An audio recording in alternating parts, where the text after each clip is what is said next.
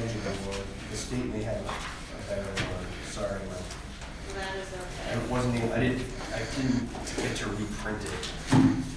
That's fine.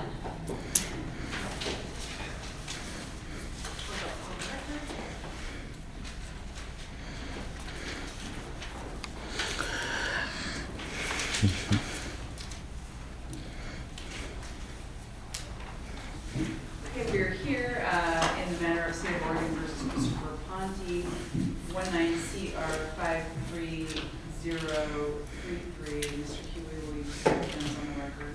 Afternoon, Your Honor. For the state, Sean Huey, HUGHUI, Barnum 1527776. Thank you, Mr. Sarr. Good morning, Your Honor. John Sarr with Mr. Ponte, SARRE034434. Mr. Ponte is present out of custody in this case, and he's prepared to enter a no contest plea to count 1 in the indictment riot.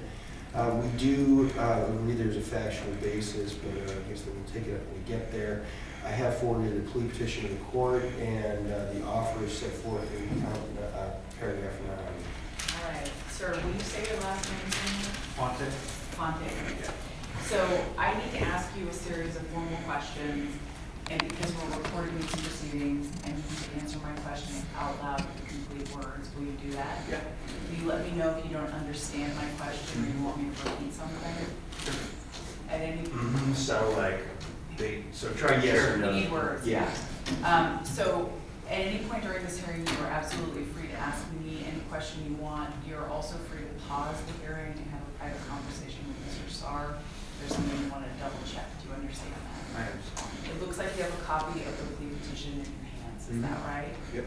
Okay. Did you go over all the information in that plea petition with Mr. Sarr? Yes. Do you feel satisfied that you understand the information in the plea petition? Yes. Do you feel like you've had adequate help from Mr. Sarr in handling your case up until now? Yes. Did you get enough time to talk to him about the pros and cons of accepting the state's plea offer in this case? I did. Did you get enough time to talk to him about the pros and cons of taking your case to trial Yes. versus accepting the state's plea offer? I did. Okay, great. Is there anything you want to ask me about the information in the plea petition? No. Has anyone made a threat to you or promised you to get you to change your plea on this case? No. Are you a resident of the state of Oregon? Yes. Are you on probation, parole, or prison supervision? Yes, in Clackamas County. Okay, and has anything happened in Clackamas County because of this charge in Multnomah County yet?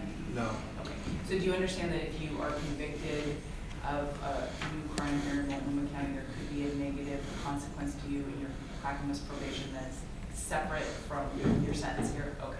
It's my understanding that the Clackamas County supervising officer is aware of this situation. Okay. Do you understand that if you're not a United States citizen and you're convicted of a crime, you could be subject to removal proceedings, you could be deported, you could be denied re-entry to the United States, and you could be denied the ability to become a naturalized U.S. citizen? Yeah. Do you understand that if you change your plea from the not guilty you entered when you were first arraigned to no contest and you're convicted, that you are giving up your right to a trial? I do. Okay, and before we move on to the plea phase, it is my job to describe your trial right to you one last time, so I'm going to do that. You have an absolute constitutional right to trial on the charges the state has brought against you. If you don't change the plea and you decide you want the trial, you set your case for trial, Mr. Sarr will assist you. You can subpoena helpful witnesses on your behalf. You can put on any helpful evidence on your behalf, make an opening statement, a closing argument, cross-examine the state's witnesses. You could choose to testify on your own behalf, or you could choose not to testify. And if you chose not to testify, a judge would instruct the jury not to consider your decision not to testify in their deliberations or in their verdict, and the state would have to prove the charges against you beyond a reasonable doubt. So do you understand that all of that is what you're giving up by changing the plea on this case? Okay. And so let's look at the actual charge. It looks like you're planning to change your plea to one felony count of riot. Do you understand that on the Oregon felony sentencing guidelines pre-block you are a 6F? I believe so. Okay. And do you understand that the maximum term of prison for that charge is 60 months in prison with a maximum fine of $125,000? So now I will ask you about your change of plea. So when you were first charged, you pled not guilty. What is the formal plea you would like to enter here today to answer to the charge that you committed riot in violation of Oregon criminal law? No contest. And at this point, Mr. Huey, I will ask you if this case were to proceed to trial, what is the evidence that the state would use to establish that Mr. Ponte committed riot beyond reasonable doubt? Your Honor, the state would put forth evidence that on May 1st of 2019, a group of Patriot Prayer demonstrators, including Mr. Ponte, sort of engaged in a confrontation with a large number of Antifa demonstrators at the Cider Riot, Cider Bar at this location in Portland. And they engaged in a confrontation where a large group of both sides sort of met one another in the street and sidewalk adjacent to the outdoor seating area at Cider Riot. And this very rapidly devolved into taunts going back and forth, mace and pepper spray being sprayed back and forth, small skirmishes breaking out, essentially a street fight being cheered on by members of both sides in the middle of a public city street here in Portland, and ultimately culminating in a woman being knocked unconscious with a telescoping metal baton. I would actually like to provide the court with a little bit of the evidence, either at this time or at sentencing, that the state would put forward. And it seems like now might be a good time to do that, because this is part of the evidence. I have a couple still images taken from video that shows Mr. Ponte throwing a piece of debris into the crowd of Antifa demonstrators, and then also a video of him punching somebody while, I guess, spectating the center of attention, which was a different street fight happening in the street at the same time.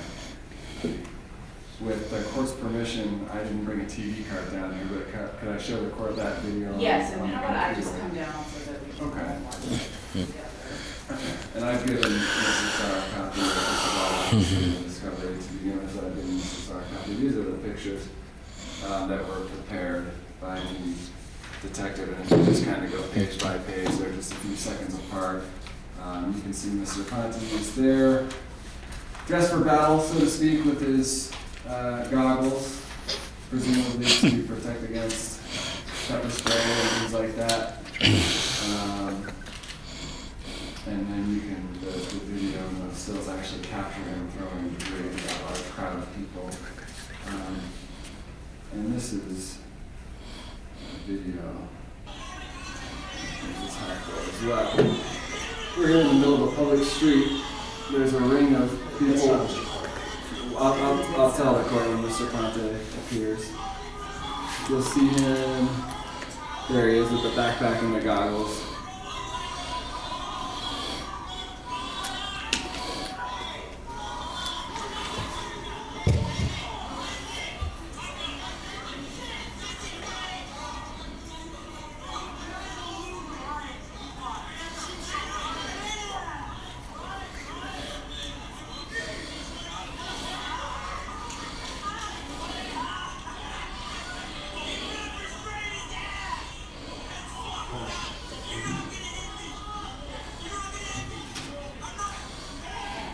That's Mr. Ponte, the punch guitar guy there.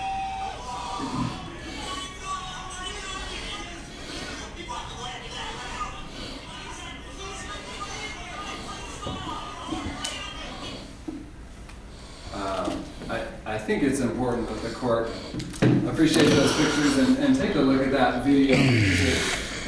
It gives a little bit greater perspective on what is actually happening as opposed to the sort of sterile words of tumultuous and violent behavior. But that is a representation of the type of evidence that the state would put forward to establish this charge of trial.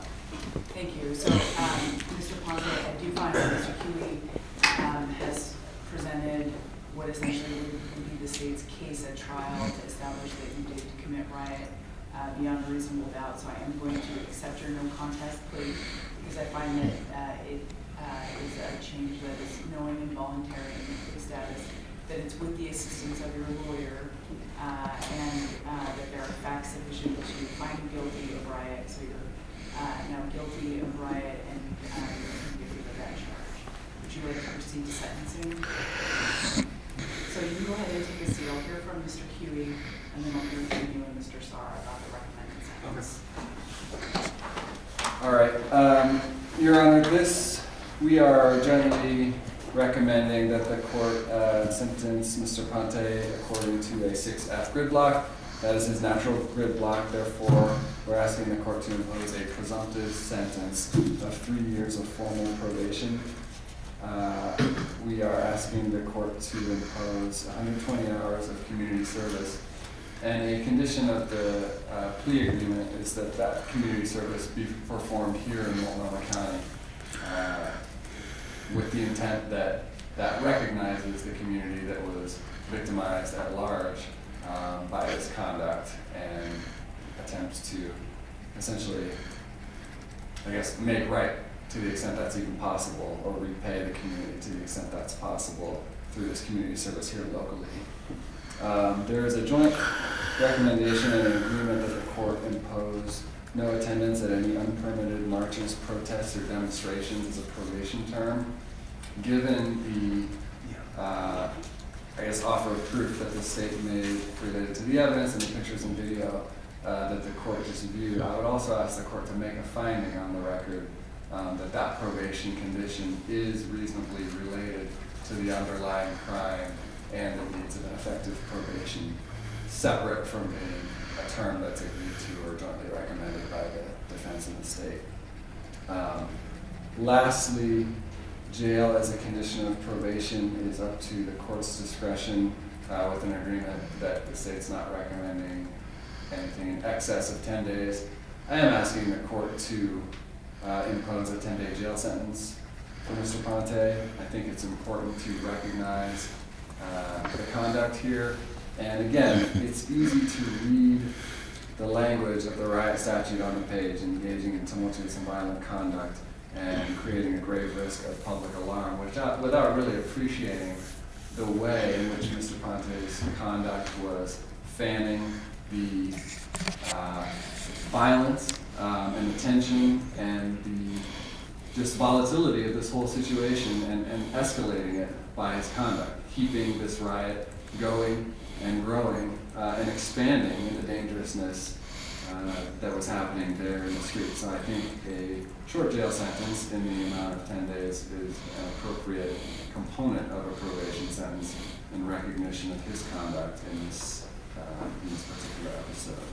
So, Mr. Huey, I have two questions for you in Yes. clarification of the recommended sentence. I'm getting the impression that it is not an agreed upon 10 days of jail, but that as part of the negotiation, you were able to ask for 10 days of jail, is that right? The agreement is that the state will not ask for more than 10 days of jail.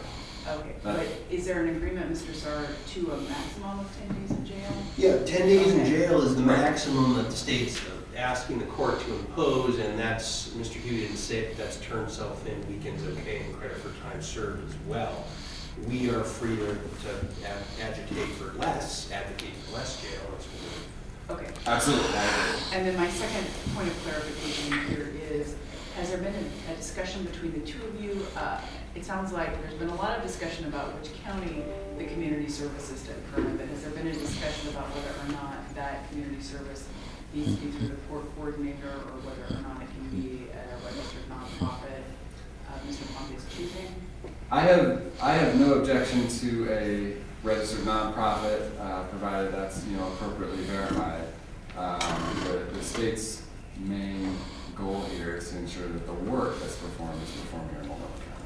Okay, thank you. And then, Mr. Ponte, are you working full-time? Yes, he is. Okay. Mr. Ponte works approximately 6 days a week. Okay. So we're again asking the court to not impose jail time. If the court does impose jail time, it is very important for Mr. Ponte to keep his job. He has a good job. He wants to keep it. And he certainly need to be able to do the jail time on weekends. Okay, Is there anything else you'd like to say Uh, with regard to the recommended sentence? Yes, Your Honor, there's a few things I would like to say. I do want to point out first and foremost, Mr. Huey mentioned that there was a person injured in that melee back on May 1st, and I want to make sure that it's clear to the court, because I know, I'm not sure what your prior knowledge of this situation is. There was a lot of media attention given to it.